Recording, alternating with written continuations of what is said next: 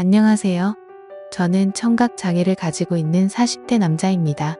지금 다시 돌이켜 생각해봐도 너무 가슴이 아픈 기억들입니다. 하지만 많은 사연들을 보다가 저도 많은 분들께 제 얘기를 해드리고 싶었고, 저도 얼마 전 10년 만에 알게 된 모든 사실을 꼭 누군가에게라도 말을 하고 싶었기에 이렇게 용기를 냈습니다. 정말 충격적일 수밖에 없는 제 사연 꼭 끝까지 읽어주시면 감사하겠습니다. 저는 어릴 때 추억을 떠올려 보면 참 하루하루가 힘들고 너무 벗어나고 싶었던 기억들만이 가득합니다. 비록 아버지께서는 많은 재산을 갖고 있으셨기에 생활에 있어서 돈이 부족하다거나 그런 건 전혀 없었죠. 하지만 어머니가 제가 어린 나이에 집을 나가면서부터 제 인생은 참으로 쉽지가 않았습니다. 평소와 다를 바 없는 어느 날 제가 초등학교 4학년이 되던 해였습니다. 아버지는 갑자기 저보다 2살이 어린 잘생긴 남자 아이를 데리고 오더니 제 친동생이니 인사를 하라고 했습니다. 저는 어릴 때부터 많이 왜소했던 터라 그 아이는 저보다 키도 크고 체격도 훨씬 좋았었죠. 알고 봤더니 제 어머니는 아버지의 불륜 사실을 알고 나서 맞바람을 피시고 집을 나가셨던 겁니다. 별로 저에 대한 사랑도 크지 않으셨던 분이었기에 어머니는 열심히 살아라라는 마지막 한마디를 남기시고는 훌쩍 떠나버리셨죠. 그리고 제 동생의 친어머니는 갑자기 암투병을 겪다가 돌아가시게 되었고, 홀로 남겨진 아이를 내버려 둘 수가 없어서 아버지는 저희 집으로 데리고 오셨던 겁니다. 동생은 처음부터 제게 적대심이 굉장히 심했습니다. 자신의 어머니가 돌아가신 게 제 아버지 탓이라고 늘 생각했었고, 그런 아버지의 밑에서 곱게 자라고 있었던 제가 절대로 좋을 리가 없었죠.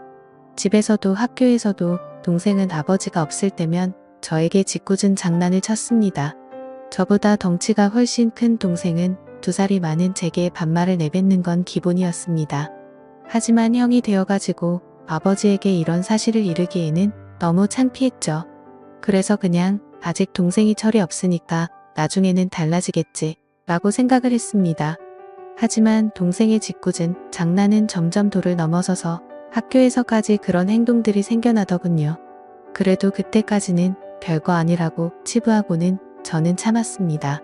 그런데 결국 그렇게 지내던 중 사건이 터지게 되었습니다. 제가 6학년이 되었을 때였습니다. 제 생애 처음으로 두근대는 감정을 느끼게 해준 여자가 나타났고, 그 당시 저는 그 여자를 아주 많이 짝사랑을 했습니다. 그래서 저는 그 친구와 가깝게 지내고 싶었고 집에서 편지를 쓰기 시작했죠. 몇 번을 지우고 쓰고 반복하다가 깜빡 잠이 들었습니다. 그런데 제 편지를 동생이 방에서 읽었나 보더라고요. 갑자기 동생은 낄낄 웃으며 "너 연희 좋아하는구나. 네 주제도 모르고 고백을 하려고?" 라고 하더군요. 그래서 저는 처음으로 동생에게 화를 냈습니다. 왜 함부로 내 편지 읽고 그러냐며 욕을 하고 뛰쳐나갔죠. 그날 이후로 며칠이 지났을 때였습니다. 학교를 마치고 집으로 가고 있는데 저 멀리서 제 동생이 연희의 손을 잡고 제가 있는 쪽으로 걸어오고 있더군요. 그러면서 동생은 저를 가리키며 "우리 형인데 같은 반이라며?" 라고 웃더라고요. 그때부터 저는 도저히 참을 수가 없었습니다. 눈물이 나는 걸 질끈 참고 집으로 뛰어갔습니다. 집에 가자마자 분노가 폭발해서 펑펑 울면서 눈에 보이는 동생의 물건을 모두 다 던졌고 옷도 가위로 마구 찢어버렸죠. 30분 정도가 지났을 무렵 동생도 집으로 들어오더니 제게 뛰어들었습니다. 신체적으로 제가 당연히 불리했지만 저도 눈이 돌아간 상태여서 동생의 멱살을 잡고 서로가 처음으로 몸싸움을 하게 된 날이었죠. 그런데 정말 뜻하지 않은 큰 사고 벌어지고 말았습니다. 서로 몸싸움을 하다가 저는 옆으로 넘어지면서 귀가 가구에 크게 부딪혔고 결국 응급실에 실려가는 일까지 생겨버렸습니다. 치료가 끝나고 저는 한쪽 귀가 들리지가 않아서 이상하다고 생각하고 있는데 아버지는 눈가가 촉촉해 있었고 의사 선생님은 조심스럽게 말했습니다. 너무 안타깝지만 한쪽 귀가 영구적으로 청력 손실이 되었다고 하더라고요. 아직 어린 나이에 평생 제 귀가 상했다는 소리를 듣자마자 너무 화가 났습니다. 구석에 있는 동생에게 욕을 해대면서 달려들었고 마구 때렸습니다. 그러자 동생은 "네가 먼저 해놓고 왜 자기 보고 그러냐며 소리를 치더라고요. 그날 이후로 저는 한쪽 귀를 잃게 되었고 훗날 웃고 지낼 줄만 알았던 동생도 잃게 되었습니다. 학창시절 내내 저는 귀가 잘 들리지 않아서 괴로운 생활을 보내게 되었습니다. 그런 원망들은 고스란히 동생에게 갔죠. 집에서 얼굴을 마주쳐도 서로가 한마디도 하지 않았고 꿈에서조차 나오면 욕을 하면서 깨일 정도로 많이 증오했습니다. 그렇게 학창시절을 겨우겨우 버텨냈습니다. 그리고 20살이 되자마자 저는 바로 독립을 하겠다고 아버지에게 말씀을 드렸고 예전보다 훨씬 마음 편하게 대학생활도 즐기고 평범한 나날을 보냈습니다. 동생을 마주하지 않으니 다른 건 다 필요 없었고 마냥 행복했었죠. 그러다 제가 25살이 되던 해에 갑자기 병원에서 연락이 왔는데 충격적인 소식을 들려줬습니다. 지금 아버지께서 사고가 나셔서 마음의 준비를 하고 당장 오셔야 할 것 같다고 하더라고요. 저는 미친 듯이 울면서 곧바로 고향으로 내려갔습니다. 아버지께서는 의식이 없으신 상태셨고 동생은 군대에 가 있었던 상황이라 보이지가 않았습니다. 제발 아버지가 깨어나시길 간절히 바랬지만 결국 제 바람은 이루어지지가 않았죠. 아버님은 그렇게 제 곁을 떠나시게 되었고 제게는 가족이라고는 서류상으로 있는 형식적인 동생만 존재할 뿐 사실상 제 곁에는 아무도 없어지게 되었습니다. 그렇게 장례를 치르고 있는데 변호사분이 찾아와서 제게 유산에 관련한 걸 안내해 주더군요. 아버지는 제게 미안한 마음이 크셨는지 본인 재산의 90%를 제게 상속하셨고 10%는 동생에게 남긴다는 내용이었습니다. 그리고 제 의지에 따라서 재산을 더 분배할 수가 있다고 되어 있었죠. 동생도 아버지의 소식을 듣고 휴가를 나왔고 저는 그 모습을 보자마자 욕이 나왔고 도저히 마주치기가 싫었습니다. 그래서 그냥 내가 있을 테니 너는 그냥 눈에 띄지 말고 들어가라고 말했죠. 울고 있던 동생은 네가 뭔데 이래라 저래라냐며 또 티격태격하게 됐고 유산은 어차피 너한테 10%밖에 가지 않을 거니까 그렇게 알고 있으라고 말했고 마음 같아서는 1%도 주기 싫다고 역겨우니까 말도 걸지 말라고 하고는 나와버렸습니다. 그런데 원래 성격 같아서는 날뛰었어야 할 얘가 가만히 있더라고요. 아무쪼록 그렇게 아버지를 떠나보내게 되고 나서 저는 다시 서울로 올라가서 생활을 시작하게 됐습니다. 3년이라는 시간이 금방 흘러갔고 전 아내를 만나게 되었습니다. 저는 청각장애가 있던 터라 평범한 직장을 구하기는 어려웠습니다. 하지만 아버지께서 남겨주신 재산이 있었기에 저축만 해두고 살아도 충분해서 간단한 재테크들만 할 뿐 별다른 일을 하지 않고 지냈었죠. 그런데 어느 날 자주 가던 부동산에서 중개업자분이 저보고 결혼을 해야 할 때 되지 않았냐고 하더니 소개를 시켜준다고 하더라고요. 자신이 아는 분의 딸인데 지금 스튜어디스를 하고 있고 얼굴도 예쁘고 착하다면서 저를 설득했죠. 하지만 저는 여자가 너무 두려웠습니다. 여자들 몇 명이 다가온 적은 있지만 청각장애가 있는 사실을 알고 눈빛이 바뀌는 것도 여러 번 겪었고 저에게 관심이 있다기보다는 제 재산에 관심 있는 여자들이 대부분이었기 때문이었습니다. 그래서 저는 한사코 거절을 하고는 부동산을 나서게 됐죠. 그로부터 며칠 뒤에 저는 은행 업무를 보고 집으로 들어가던 길이었습니다.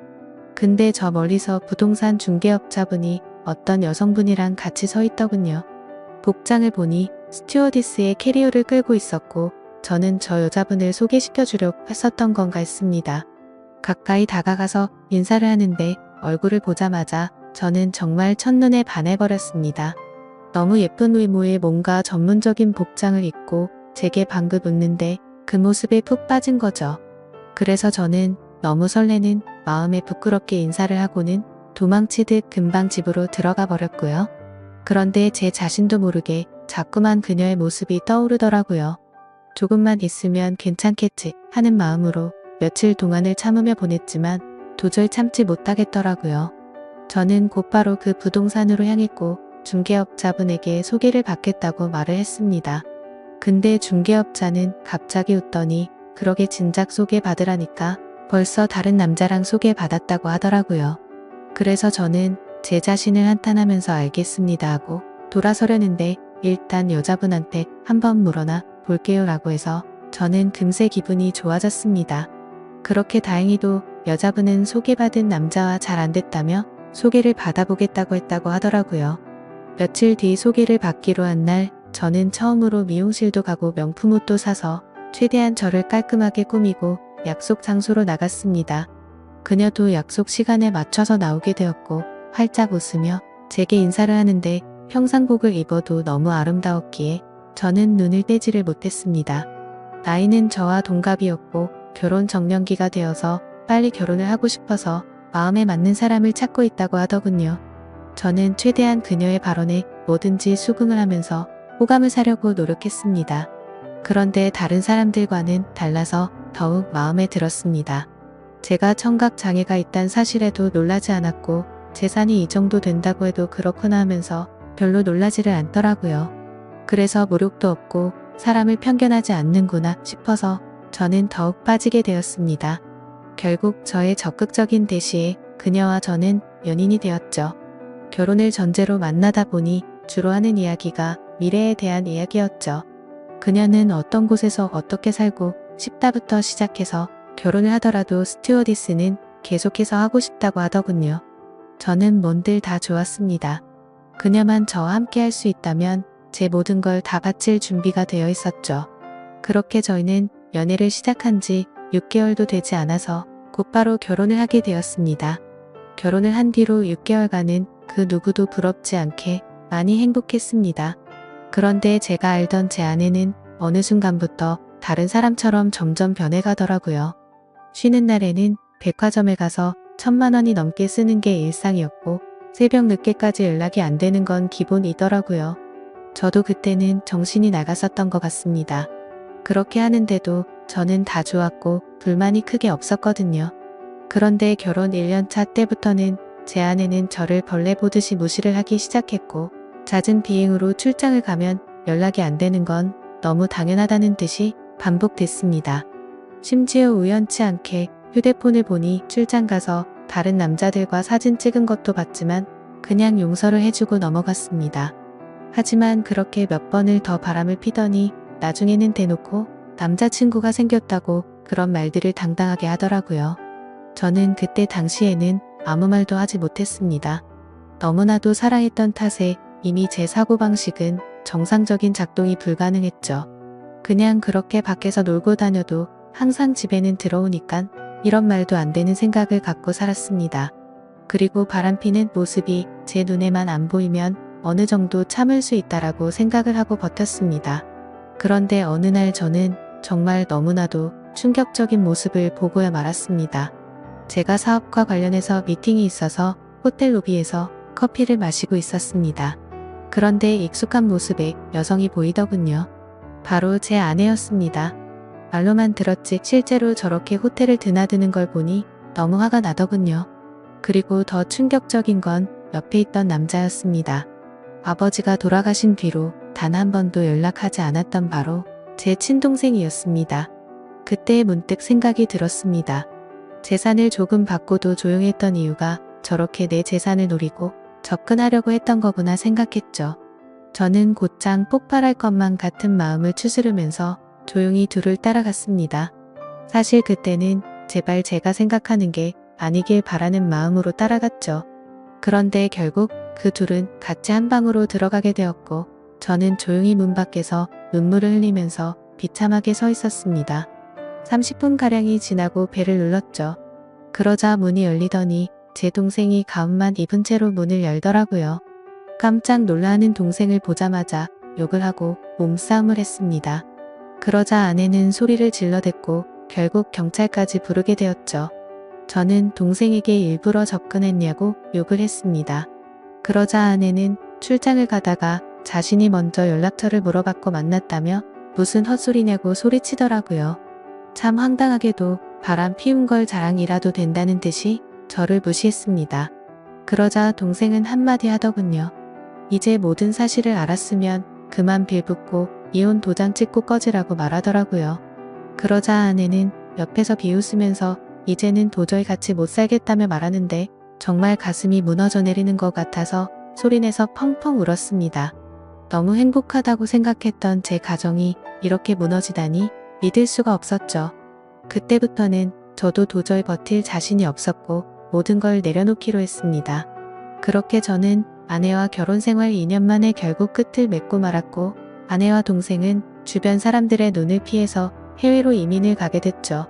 그 뒤로 매일같이 술만 마셔댔고 일상생활을 전혀 하지 않고 살았습니다. 제 인생은 도대체 왜 이런가 싶었고 사람에 대한 배신이 너무 컸기에 앞으로 어떻게 살아갈 것인가만 고민했던 것 같습니다. 그런데 사람은 결국 시간이 모든 걸 해준다고 하네. 2해가 지나갈수록 저도 모르게 웃고 지내고 있더라고요. 그러다가 지금의 제 아내를 만나게 되었습니다. 너무 힘든 시기여서 여자에 대한 적대감이 심했었지만 너무나도 자연스럽게 제 마음속으로 들어오더니 지금은 결혼한 지 6년 차지만 단 한 번도 다툼 없이 행복하게 지내고 있습니다. 전 아내와 달리 사치도 절대 부리지 않고 항상 알뜰하게 저축하고 지내는 그런 천사 같은 여자를 만나게 되었습니다. 그러다가 2달 전쯤 갑자기 10년 만에 전 아내에게서 연락이 왔습니다. 해외 번호라 혹시나 싶었지만 그 혹시나가 맞더라고요. 저는 차갑게 말했습니다. 무슨 염치로 감히 나한테 전화를 다 하냐고 했죠. 예전에 있었던 일은 미안했다며 사과부터 하더군요. 그리고 그 다음으로 한 말은 정말 좀 많이 놀랐습니다. 사실은 동생이 이민을 오고 나서 2년도 채우지 못하고 세상을 떠났다고 하더라고요.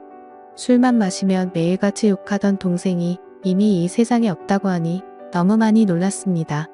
그래서 말을 더듬으며 물었습니다. 아니 왜 갑자기 멀쩡하던 애가 왜 죽었냐고, 그리고 죽은 지가 8년이 됐는데 그걸 왜 이제 말하냐고 했습니다. 그러자 전 아내는 할 얘기가 많은데 전해줄 것도 있으니까 다음 주에 들어가서 만나서 이야기하자고 하더라고요. 그렇게 일주일이 흐르고 난 뒤 저는 전 아내와 만나게 되었습니다. 물론 제 아내에게는 예전에 있었던 일도 다 말해줬었고 동생의 소식을 말해주면서 만나고 온다고 미리 말했는데 오히려 저를 위로해주면서 조심히 다녀오라고 했죠. 저는 단도직입적으로 물었습니다. 도대체 어떻게 된 건지 말을 해달라고 했습니다. 그러자 전 아내는 갑자기 눈물을 흘리면서 사과부터 하더라고요. 내가 정말 죽어마땅한 사람인데 너무 미안하다며. 사실은 그때 당시 소개를 시켜줬던 부동산 중개업자와 전 아내는 둘이 만나고 있었던 사이였답니다. 제 재산을 알고 의도적으로 접근을 했었고 그 덕분에 결혼을 하고 나서 제 돈을 흥청망청 쓰면서 몰래 비자금도 많이 빼돌렸다고 하더군요. 그리고서는 말했습니다. 사실 당신 동생을 많이 원망하고 있을 것 같은데 정말 이렇게 계속 살다가는 자신이 미쳐버릴 것 같다면서 용기를 냈다고 하더라고요. 동생과 전 아내는 불륜 사이가 맞았답니다. 물론 그건 전 아내만의 생각이었다고 했죠. 동생은 전 아내와 이민을 가고 나서 곧장 모든 사실을 밝혔답니다. 사실은 암에 걸려서 회복이 불가능한 상태였고 당신을 형 옆에서 떼어내려고 했다고 말했답니다. 그런데 전 아내는 이미 제 동생에게 많이 빠져 있어서 동생이 떠나는 날까지 옆에서 있었다더군요. 그리고는 제게 노트를 건넸습니다. 사실 동생은 절대로 이 비밀을 제게 말하지 말라고 해서 평생 말하지 않으려고 했답니다. 그런데 얼마 전에 한국으로 다시 돌아오려고 짐을 정리하다가 이 노트를 발견했고 내가 이 말을 안 하면 마음에 죄책감이 들어서 절대로 인간으로서 살아갈 자신이 없다면서 주더라고요. 그렇게 전 아내는 미안하다면서 앞으로 잘 지내라고 하고는 자리를 떠났고 저도 차로 돌아가서 침착하고 노트를 펼쳤습니다. 아버지와 저 그리고 동생이 찍은 유일한 사진이 끼어져 있더군요. 일기는 매일같이 쓰지는 않았고 동생의 어머니가 돌아가신 이후로 특별한 날들마다 쓴 것 같았습니다. 제가 청각을 잃은 날 쓴 일기를 보니 동생의 마음을 어느 정도 알 수가 있었습니다. 동생은 저에게 사고를 입힌 뒤로부터 매일같이 죄책감에 시달려 살았던 것 같습니다.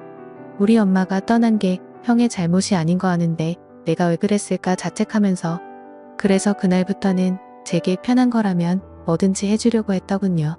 제가 동생에게 말을 하지 않으니 서로 말을 섞지 않는 게 어린 나이에는 배려라고 생각했고 그날 이후로 자연스럽게 형과는 돌이킬 수 없는 사이가 됐다라는 글이 있더라고요.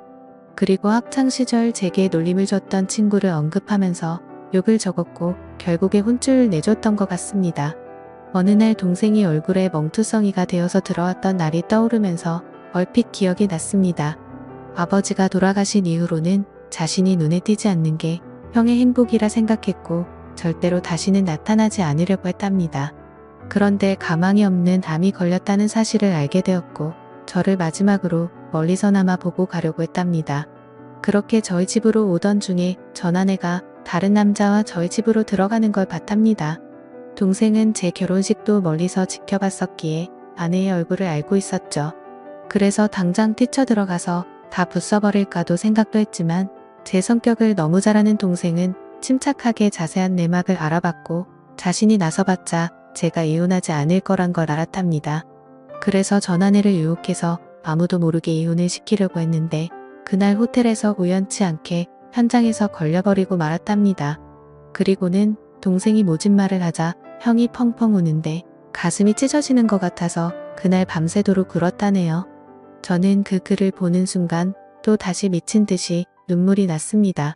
동생의 마음을 몰라줬던 게 제 자신에게 너무 원망스러웠고 저를 위해서 자신을 희생하고 떠나간 동생이 너무 많이 보고 싶었습니다.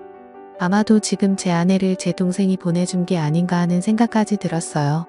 그래서 그날 저는 집으로 들어가서 아내를 보니까 어린 아이가 된 것 마냥 너무 슬퍼서 소리내서 펑펑 울었습니다.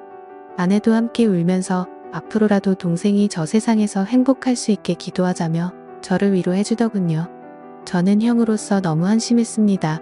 어릴 때 실수로 일어난 그 사고를 유연하게 넘어가지 못해서 모든 짐을 동생에게 떠넘긴 것 같아서 너무 미안했습니다. 제 동생도 그 어린 나이에 엄마를 일찍 떠나보내고 모든 게 삐뚤어져 보이는 상처 많은 어린 아이였을 뿐이었는데 말이죠.